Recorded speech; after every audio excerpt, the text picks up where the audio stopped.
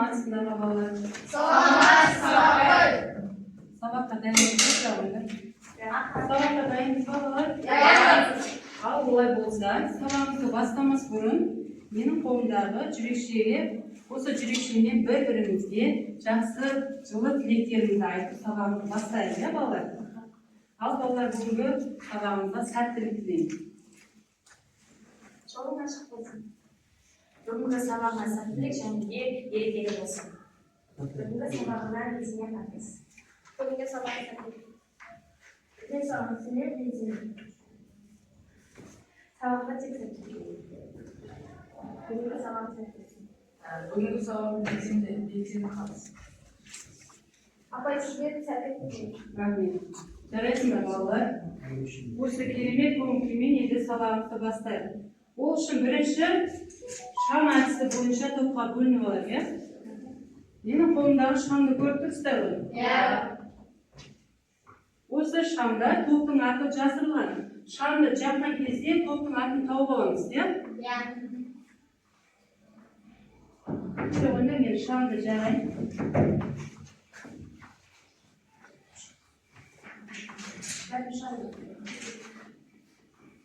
Көксерек. Келе ғой. Құмаш. Көксерек. Құмаш.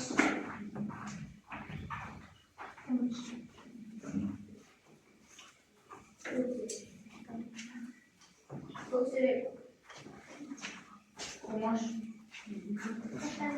Жақсы, жарайсыңдар. Бірінші топтың аты Құрмаш, екінші топтың аты Көксерек, иә? Иә.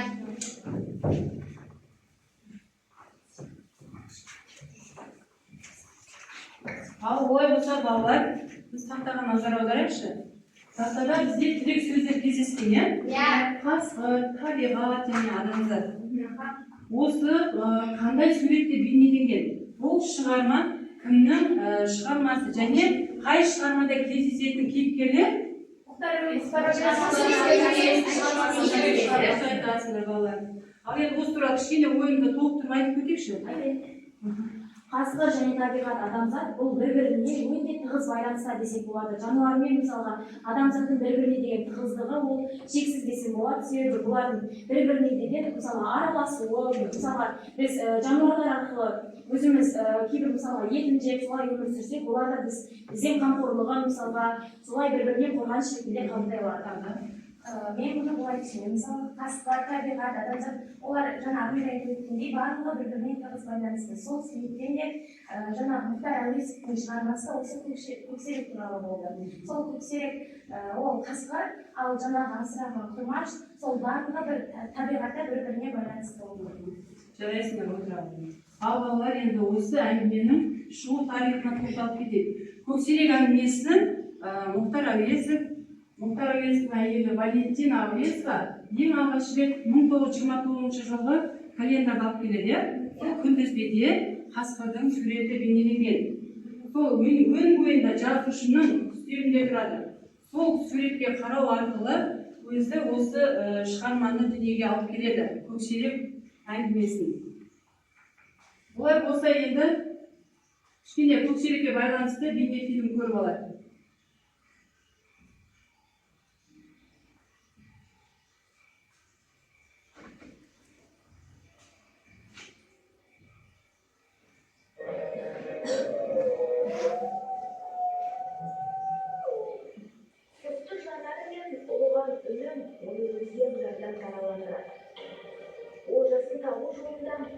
Шеберлік танытатын жыртқыш аң, өз еліне адалдық пен қамқорлық көрсететін қасқыр ерекше тіршілік иесі.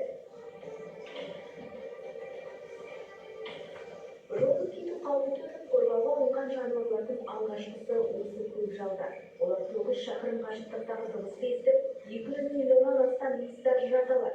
Қасқыр тірі жануардың иесін 1,5 шақырымнан сезеді.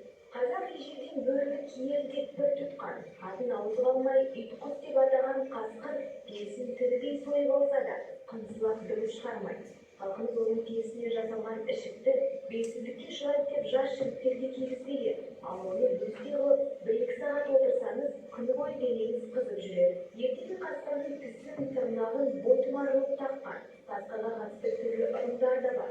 Мәселен, бөрінің жүрегінен баланы ауыздандырса, ол бала қасқырдай алғыр болады дейді. Ал әйел адам жүкті кезінде күн көріні түсінде көрсем, текті бала дүниеге келеді деп жорымайды. Иә, келбеті үйлі болғанымен қасқырлар бір-біріне адал келеді. Әр үйірде өзгелерге үлгі жүк болады. Ағалар, енді осы бейнефильмнен қасқырдың қандай аң екенін байқадық. Бұл біз осы бейнефильмнен қасқырдың өзінің үйіріне адал екенін және қамқор екенін және ерекше жануар екенін байқадық. Ол фильмде қасқырдың 200 метрлік дауысты еститінін білдім. Және де тірідегі қасқырдың терісін сыпырып алса да дауыс шықпайды. Қасқырды мысалға бір сөзбен сипаттай кететін болсам, ол өте қасиетті аңдарға жатады. Оның атын атауға да үрейленген десе болады. Үрейленген ата-бабаларымыз оның атын атауға қорыққан киелі. Жарайсың тағы да айта қойма деп. Мен қасқырдың өзінің шеберлігін және өзінің асылын тапқан кезде өте мықты болатынын сездім. Жақсы. Ендеше балалар, осы бүгінгі біздің сабағымыздың тақырыбы үйірін тапқан көксерек. Оқу мақсаты әдеби шығарма сюжетін біз құрамдас бөлшектерін талдауға жұмыстар жасайтын боламыз, иә балалар? Бірінші, осы мақсатқа жету барысында АБЦД әдісі бойынша жұмыс жасаймыз. Топтық жұмыс. Бізде оқылым мәтінінде берілген үйірін тапқан көксерек бөлімінен біз мәтін оқимыз. А тапсырмасы мәтінді оқиды, В тапсырмасы сұрақ дайындайды, С тапсырмасы қорытындылайды. Ал ендеше іске сәт. Ал балалар, бірінші біз осы тапсырманы орындау барысында өз-өзімізді бағалап отырамыз. Менің қолымдағы ұлттық кигіз үйді байқадыңыздар ғой, иә? Осымен әдеттегідей өз тапсырмаларды орындап, әділ түрде өз-өзімізді бағалайық.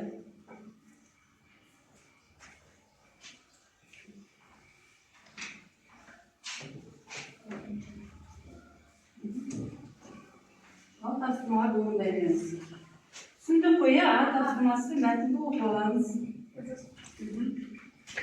В тапсырмасы оқимыз онасын. Көксерек жаз бойы жалғыз тіршілік етті. Ащы көлдің солтүстік жағынан жайнаған бес-алты ауылдың көксеректен тағы көрінісін көрді. Күндіз келіп көл жағасында қамысқа жатады. Түн баласында бір ауылдың шуын бір ауылдікіне қосып мықпыр тигізгендей қылады. Жаздай жеген қозы бұзаудың саны 50-60-қа жетеді. Екі рет болды, бірақ екеуінде де көлдің екі ортасына түсіп, дөңкиіп жатып алады. Саяз сулы айналасында зор бастақ батпақтың ащы көл бұғын үлкен қорған болып алды. Әсіресе жаңбырлы желді күндері ай қараңғыда ақ жауында көксерек қатты құтырады. Жақсы. Енді осы мәтін бойынша сұрақтар дайындаймыз. Көксерек қалайша жарайды қасқырға? Қалғандарын сұраққа жауап береміз. Иә, жарай ма? Көксерек қалайша жарайды қасқырға айналып кетті? Көксерек негізі басында Құмашпен бірге залдың сабақты өтіп, ол Құмашпен бірге жарды, Құмашпен бірге күнін көріп жүрді. Алайда сол Құмашпен бірге күнін көріп жүргеннен ол ауылынан қашып кетті десек те болады. Яғни тағы өмірге қадамдасты. Солаймен ол үйіріне емес, жаңа қасқырға қосылып, бірге сонымен бірге жабайыланып кетті. Ал Мадияр тағы да толықтырамыз кішкене тағы да Назым. Мадияр, екінші сұрақ дайын ба? Әңгіменің қайғылы аяқтауына кім яғни қасқыр бұл кезде жаңағы қасқыр өзінің құрмаштың әкесі десем болады. Құрмаштың әкесі оны көксеректің алты бауырын өлтіріп және шешесін өлтіргеннен кейін жаңағы көксерек тек сақтап қалып және осыған дейін тамақ бермей немесе ұрып жаңағы ызаландырып өсіргені үшін құрмаштан кегін алды десем болады. Бұл фильм өліммен аяқталды, яғни құрмашта қазасымен аяқталды десем болады. Осы жерінде қасқырды кешірдігін байқаймыз, иә? Екінші топ. Түнгі ауылдың қорасына шапқанда күзетшінің айтағы, иттердің үріп тұрғаны барлығы да бұған бөлек емес. Кей-кейде ара түнде жарқын күрсер, мылтық таралады, даусынан ғана біраз естімеді. Азғандай ұзап кетеді де, ел тыныштала бергенде қайта соқтығады. Жасынан бір күнде екі рет ас жеп, аш қарық болып үйреткен көксерек, ауылға жақындап келген көзі тұнық есі шығып кетеді. Сондықтан ауылға тақай бері ағызып ат қояды. Қораны өрт шыққандай жер сілкінгендей дүр-дүр етіп келіп қақ жарып шыққанда аузына кем болмаса бір-екі батпақ құйрық ілінбей қалмайды. Тамаша. Ал енді осы мәтін бойынша түсінгенімізге байланысты сұрақтар қоямыз, иә? Дайын ба сұрағымыз? Қасқыр үйіріне қосылғанда қалай өзгереді? Қасқыр басында жеке жүрді, иә? Енді үйіріне қосылғанда ол қалай өзгерді? Біз өткен сабақтарда біз көксеректің дәрісін оқыған болатынбыз. Ол кезде көксерек ауылдың сыртына шығып жүріп, қасқыр деген қасқыр жоқ тұрған болатын. Ол қасқырмен бірге жүріп ауылдың маңдарына шапты. Аққасқырды ауылдың адамдары жиналып оны аққасқырды атып өлтіреді. Ал көксерек қайтадан жауғызсыра жүреді. Сонда да ауылдан қашып азық іздегенді қоймайды. Ауылдан қашып азық іздеп жүргенде көксерек үйірін табады. Қасқырлар үйіріне жолығады. Үйірінде Көкжау деген үйір басшысы Көкжауды Көкжау көксеректі жақтырмайды. Көкжау көксеректі жақтырмайды. Ал көксерек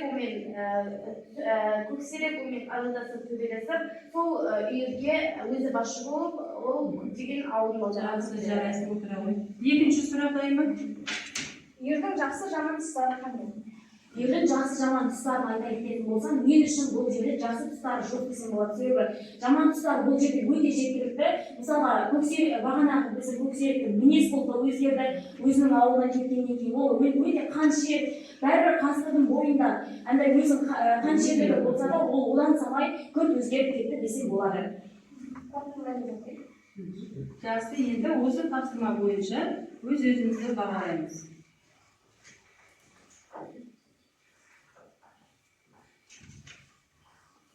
Топтық жұмыс бойынша. Енді жұптық жұмыс.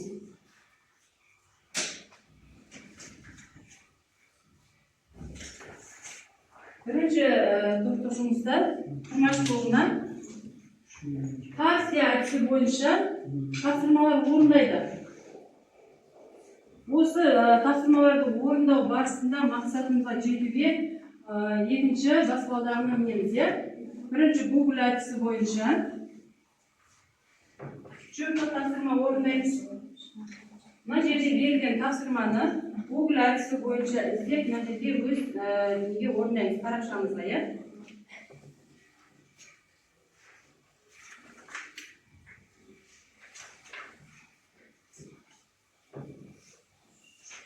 Google-ге іздейміз. Ал мына тапсырмаларды орындап жақсы боламыз. Екінші Құрмаш тобына.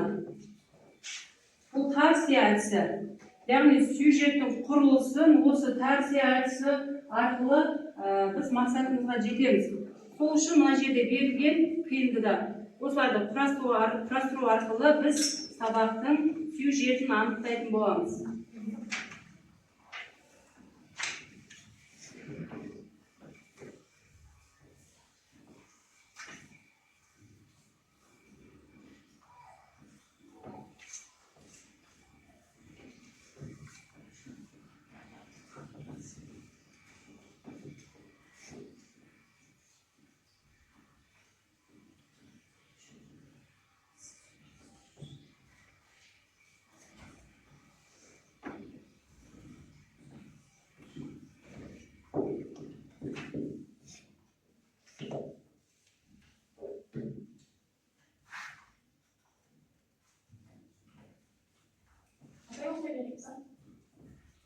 асықпаймыз, дайындалған. Толық жазамыз, иә?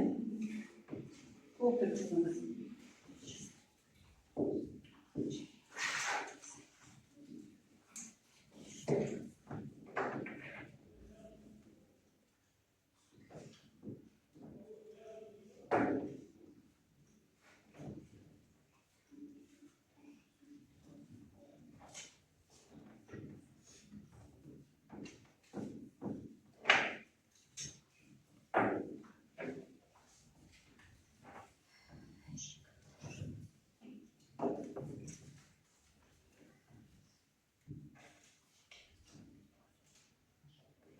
Ойымды жинақтап, толықтырып жазамыз.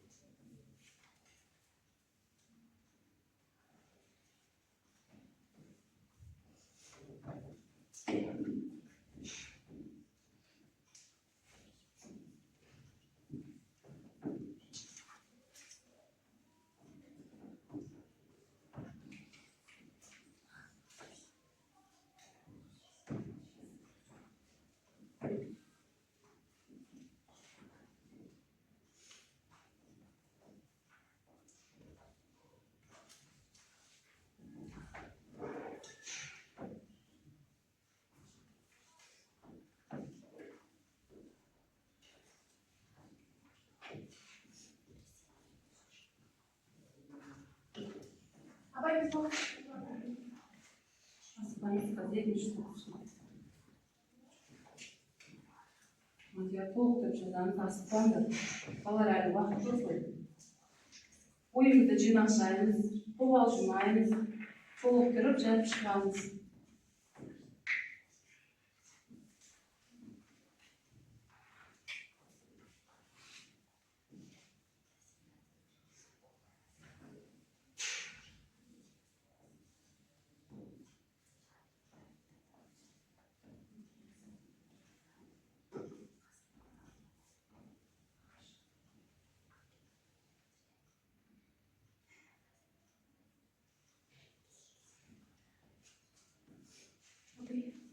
Қай топ дайын болса, біз сол топтың ішінен көксеректің дауысын еститін боламыз, иә? Қай топ дайын болса, бірінші сол топтан көксеректің дауысын тыңдайтын боламыз. Жарайды.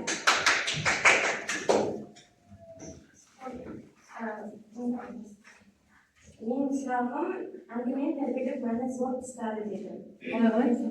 Әңгіменің тәрбиелік мәні зор тұстары. Әңгіменің тәрбиелік мәні зор тұстары. Мен ойымша тәрбиелік мәні өте көп болды. Мысалы, Жұмаштың апасының ерлігі, үлкендердің ақылы, апасының ақылы әрі жаңағы көксеректің Жұмашты жеген, яғни баян жеп қап бергенде осының тәрбие алса болады. Мысалы, мен осы бір мақалмен толықтырғым келеді. Бөрі баласын бөркіне салсаң ит болмас демекші. Қанша дегенмен бөріні бақсаң да, сен оны қақсаң да, оны адам қасына қойсаң да, не болмаса итпен бірге асырасаң да, ол кәдімгідей ит болып, не болмаса адамға жанашыр болып, дос болып кете алмайды. Бөрінің аты бөрі, қасқырдың аты қасқыр. Қасқыр ол барлық дала тақсыйы, оны қанша асыра бақсақ та, ол қастемеді қолға үйретілген еді. Ал мен айтып кетсем, көксерек әңгімесінің шарықтау шегіне сөйтеді. Яғни көксерек әңгімесінде бірінші қасқырдың, яғни қарадыр қасқырдың мекені, яғни қарадыр қасқыр, яғни қасқырлар қайда мекен етті ең алғаш рет? Қарадыр қауымдағы інде, иә? Ал екінші, ол адамдардың қасқырға шабуылы, яғни қасқырдың тағдыры жайлы шешілді. Ал үшінші, құрмаш пен көксеректің мейірімі, яғни құрмаш көксеректің бауырын алуы. Ал төртінші болса көксеректің ауылдан кетуі, яғни көксеректің ашыққаннан кейін ауылдан кетуі. Бесінші құрмаштың қазасы құрмаштың әжесінің қайғысы. Яғни көксерек құрмашқа тап бергеннен құрмаштың және қазасы әжесінің қайғысы. Жақсы, кішкене кім толықтырып жібереді осы жерде?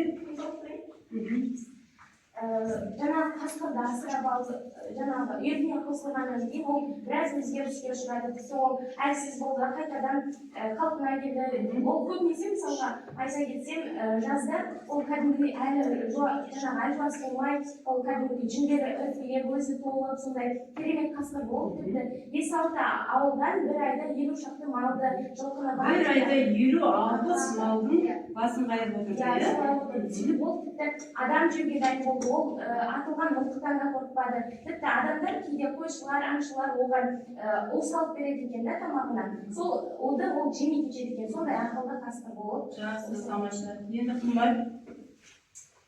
Маған берілген әңгімені тәрбиелік мен зор тұстары. Бұл әңгімеде құрмаш әжесінің жанынан кетіп, ол кішкентайынан әжесінің жанында өскен бала көксеректі асыраған соң жанынан шықты, әжесінің жанынан шықты. Және де әжесінің мейірімділігі, содан кейін Сол жер ұнады ма өзіңе? Тағы әжесінің мейірімділігі, үлкендердің ақылы, және де құрмаштың құрмаштың мейірімі. Жақсы. Енді Мадияр. Көксерек әңгімесінің шарықтау шегіндегі сюжет. Көксерек өз үйіне кетіп, өз үйіне қосылып, құрмашты жеуі. Яғни ол өзінің анасын, бауырларын кегін алып тоқтады. Солай құрмаш өлгеннен соң апасының қайғыруы. Яғни басында ең алғаш рет ол құрмаштың үйінен қалай кетті? Ашыққаннан кейін ол не істеді?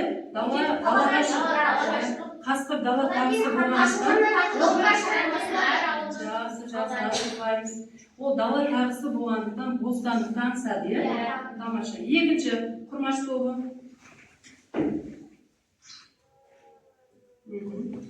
Жақсы.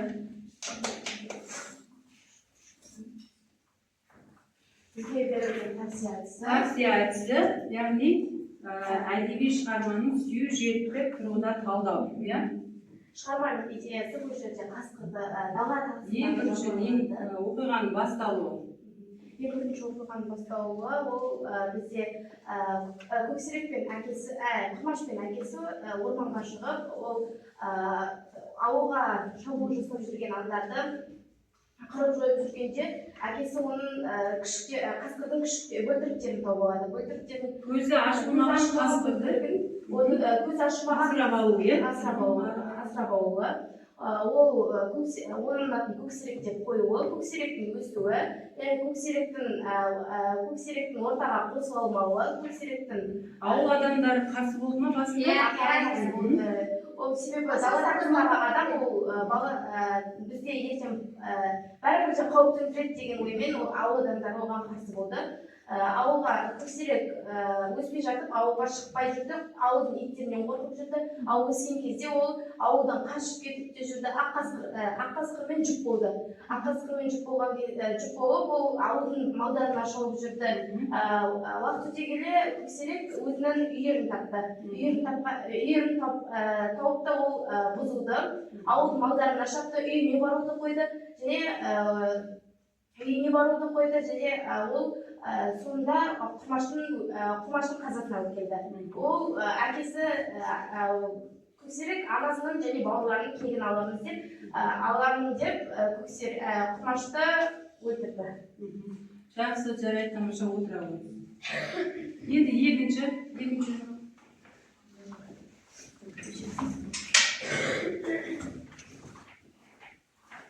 Бізге түскенде тәвсие әдісі, енді айтып өтетін болсам, шығарманың басты идеясы бұл жерде адам мен табиғаттың бір-біріне деген тығыздығын айтқысы идеясы осы болды. Ал ендігіде құрмаштың қазасымен аяқталуы, құрмаштың қазасымен аяқталу бастыларын айта кететін болсам, бұл жерде бірінші құрмаш бағанағы көксерекке деген өзінің жылы лебізі, ішіндегі махаббаты болғандықтан оны асырауды шешті. Оның үйіндегі ата, әжесі және әкесі қанша қарсы болса да, бірақ ол көксеректің егесі құрмаш оны онша миына сақтай қоймады да, әжесінің айтқан сөзімен жүрді десе болады. Әжесі баланы мысалы қатты айтсам да, жай айтсам да ұқпайтынын білді, себебі ол кішкентай бала болғандықтан, бәрібір кішкентай бала тыңдай білмейтінін біледі ғой. Сондықтан ол барынша балам құрмаш, сен бұны асыраудың қажеті жоқ, өзгеге бұны жіберейік деген өзінің жылы сөзбен ғана жеткізуді жөн көрді. Ендігі ақ қасқырмен жұп болуы. Бұл көксерек өзі далаға қашып жүргеннен кейін, өзі сияқты бар даусымен ұлғаннан кейін өзі сияқты ақ қасқырға жолықты. Және ақ қасқыр екеуі талай аңды, түйе, жылқы бәрін жеп жүріп, екеуі жұп болып жүрді. Ал ендігі көксерек неге асырауға көнбеді? Көксерек себебі ол бәрібір қасқырдың қаны болғандықтан, оның алдына қойған мақсаты және мысалы адамдарға көнбеуі бұл өзінің жаратылысы, бұл заңдылық десем болады, табиғаттың өзінің заңдылығы болғандықтан, ол ешқашан адамға көне бермейді. Себебі оның бағана видеода да көрдік қой біз, оның терісін сыпырып алса да, ол ешқашан қынсыламайды деген. Сондықтан бұл адамға деген өзін басындырып қоймауы, бұл өзінің қасқырдың қанында бар нәрсе. Шығарманың шарықтаушығы. Көксерек қашып жүріп уже даланың өмірге үйренісіп алды. Бостандықты аңсып, бостандыққа емін-еркін болып жүргенде көптеген малдарды жеді және өзі секілді үйірін тапты. Яғни ол үйірдің қайдалар қосылды үйірі? Қарадыр қасындағы Ал ендігі тағы қоса кететін болсам, бұл жерде біз көксеректен байқап отырып бағаннан бері қасқыр ешқашан тоймайды. Баған мәтінде де айтылды, ол бір күнде мысалы 50-60 көптеген тамақты жеуді әдетке айналдырған. Бұл жерде осындай кезде есіме түсетін, қасқыр ешқашан тоймайды деп қазақ атамыз айтып кеткен ғой. Сол кезде мысалы қасқырдың ол қанында бар тойымсыздық, өзінің көзінде мысалы қызулық, бұл бәрібір қасқырдың қанында, жаратылысында бар дүние. Қасқырлар неге ұлиды? Қасқырлар өйткені өзінің қиналғанда және ашыққанда өзінің бар даусымен ұлиды. Бұны әсіресе қазақтар бұны кейбір кезде ұлуын бұны жамандыққа үйлестіреді, жамандыққа жориды. Себебі бұл егесіне жамандық тілеп жатыр деген оймен тілейді. Ал бір жағынан ол қасқыр үшін, ол қасқырдың жанданде бағанағы аштықты сезінгенде, болмысы болғандықтан бұл Шығарманың астарындағы негізгі ұғым. Шығарманың астарындағы негізгі ұғымымыз біздің құрмаш қасқыр дала тағысын асырап алғаннан кейін, ол қолға үйренбегеннен кейін, одан түсінгеніміз қасқырды асырап алмауды және оған қолға үйретпеуді түсіндік. Енді халық неге наразы болды деген сұрақ барлығында болатын шығар. Мысалға біз жаққа да бір қасқырды әкелсе, біз де оған наразы боламыз. Себебі ол бәрібір өскені қасқырдың қаны болғандықтан, ол бір адамға тисе, немесе сол 4 түлік малының біреуін болсын, бәрібір ол жейді. Себебі ішінде тойымсыздық деген дүние болғандықтан, ол бәрібір де өзінің сол 4 түлік малға шабуыл жасауды әдет қылған десек болады. Тамаша. Ал ендеше осы тапсырмаларды орындап болдық. Енді өз-өзімізді бағалаймыз.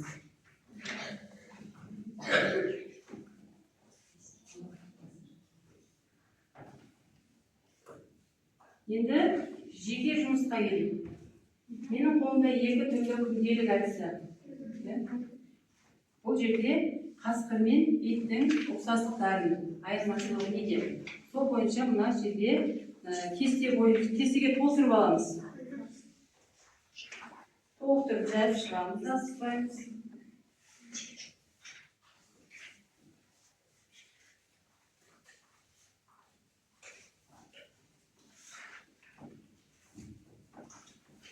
Екі түрлі күнделік әдісі арқылы тапсырмамызды орындап шығамыз.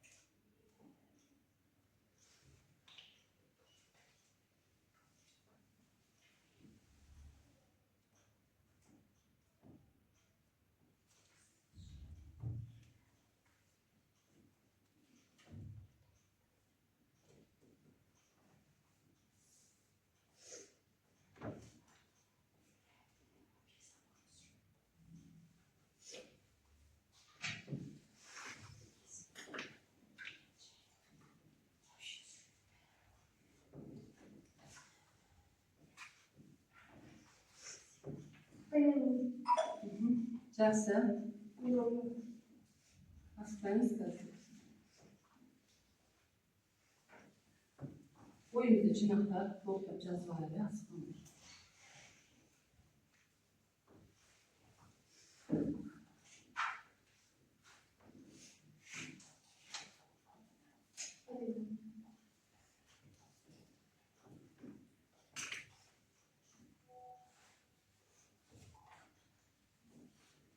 Жақсы, топ дайын болса, ал ендеше бастайық.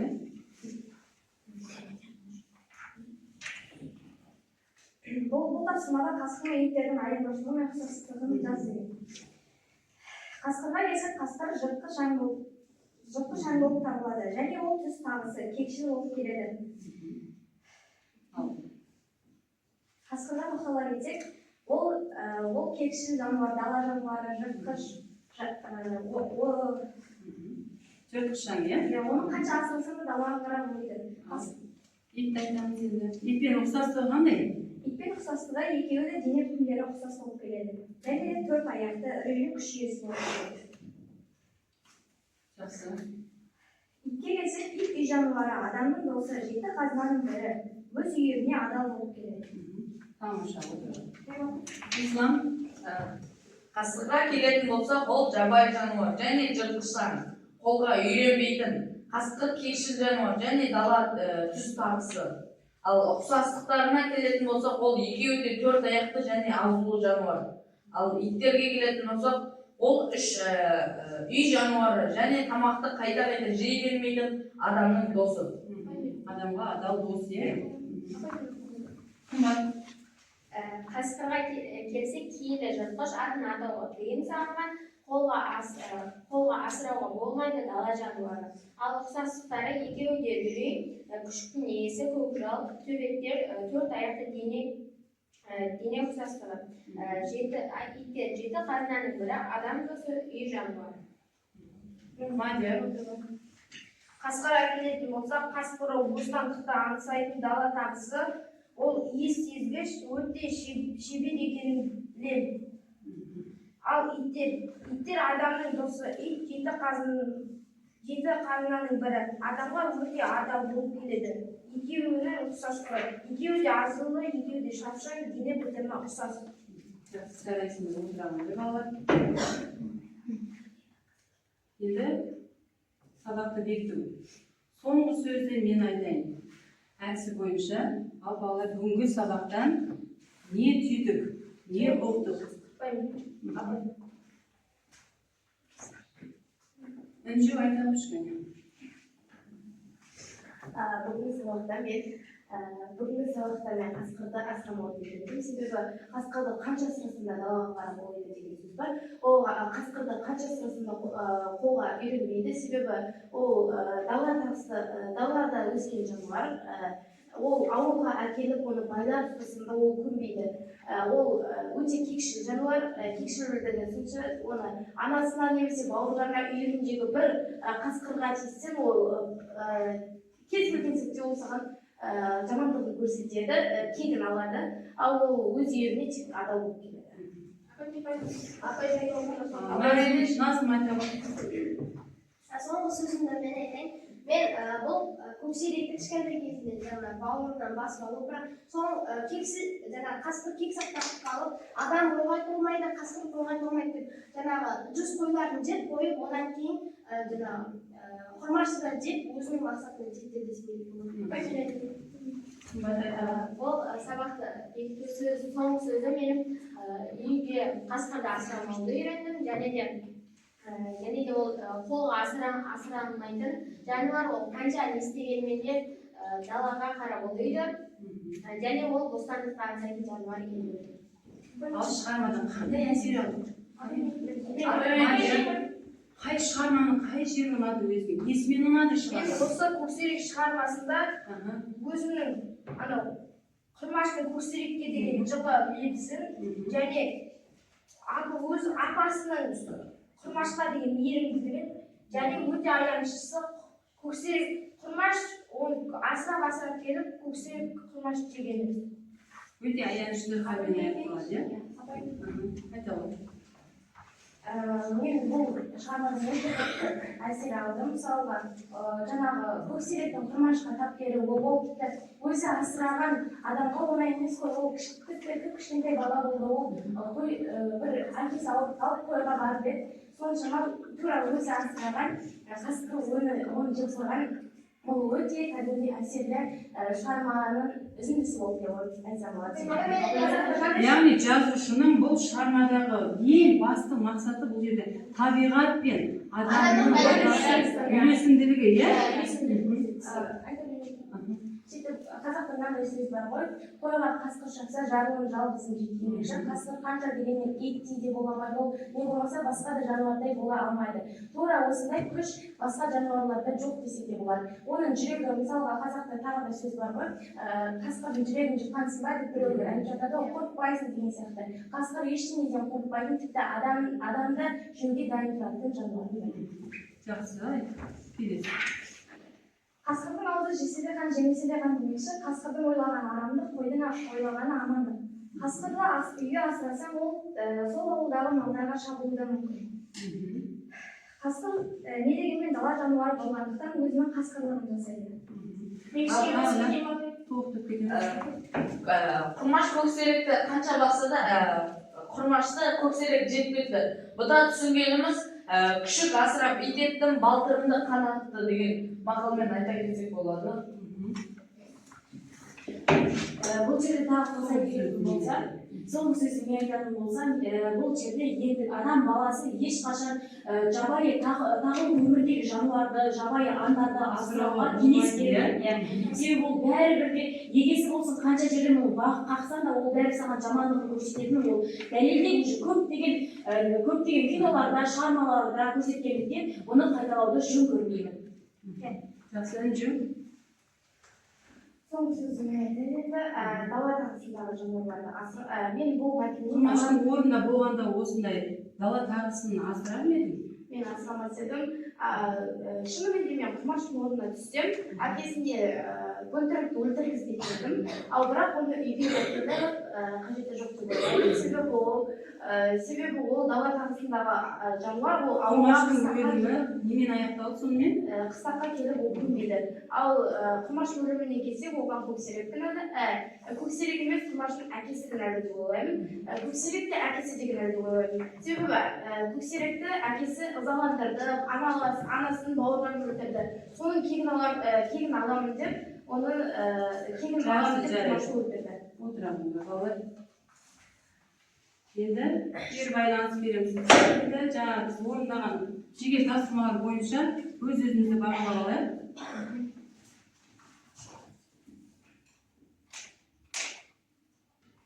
Кері байланыс жасаймыз. Енді бүгінгі сабақта қандай тапсырмалар орындадық, одан қандай үлгі алдық, өз қорытындымызды жасайық.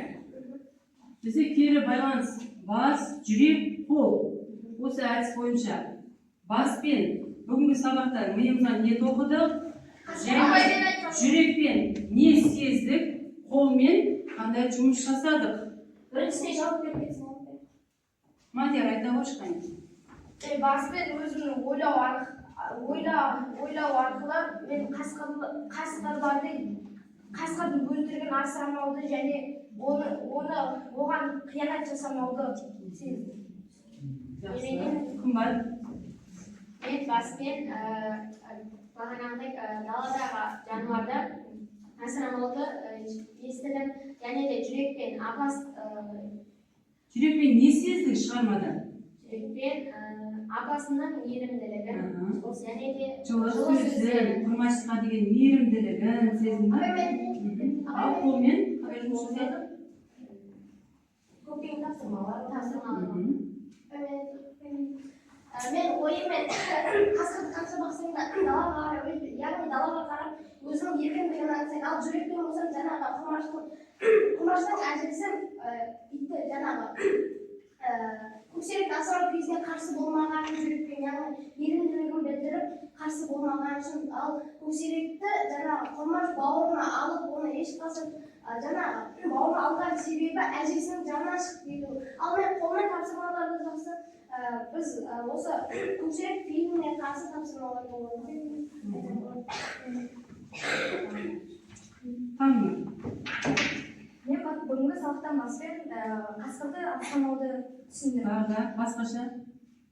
Қасқырды асырмауды түсіндім. Жүрекпен құрмаштың көкшелікке деген мейірімділігін, кішкентай күшікке деген, бөлтірікке деген мейірімділігін сезіндім. Қолмен бүгінгі қызықты тапсырмаларды орындадым. Жарайды. Анжу. Мен бүгінгі сабақта көп нәрсеге тоқталдым. Баспен түйгенім менің дала тағысындағы жануарлар қанша қолға келсе де ол дала аңсайтынын түсіндім. Жүрекпен құрмаштың мейірімділігі, сонша бауырмашылдығын байқадым. Ал қолмен бүгінгі өте қызықты тапсырмаларды. Жақсы. Ендеше бүгінгі сабағымызды қорытындылаймыз. Осы қасқырдай алып жүректі ұрпақ болыңдар. Әрқашанда батыл болыңдар, өжет болыңдар деп бүгінгі сабағымызды қорытындылаймыз.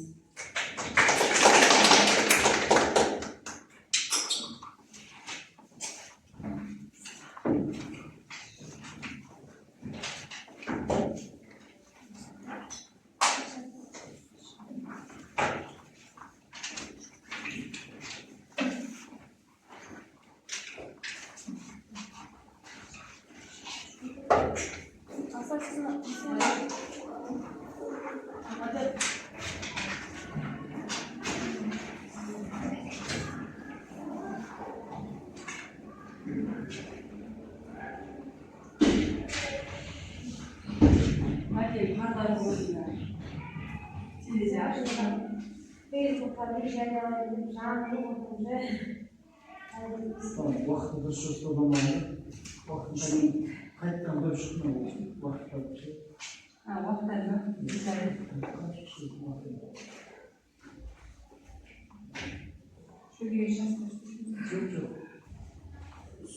Қалай айтасыздар ма?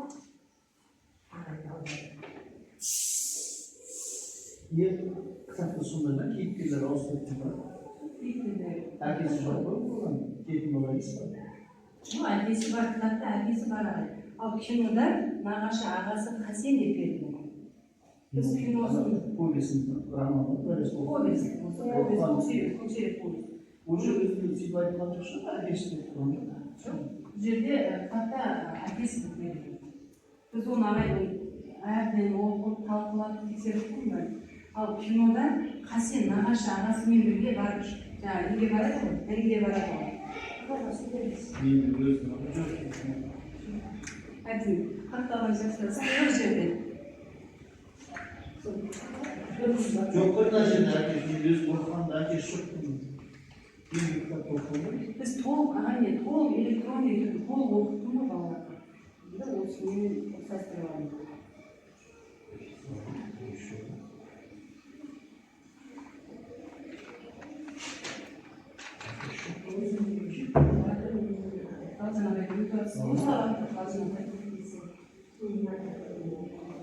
Әжесі бұл негізі жүрді. Әжесі бірге болады ғой әжесі. Мына сөз негізі әжесі айту керек. Мына повесін айтқаннан әжесі айтқан.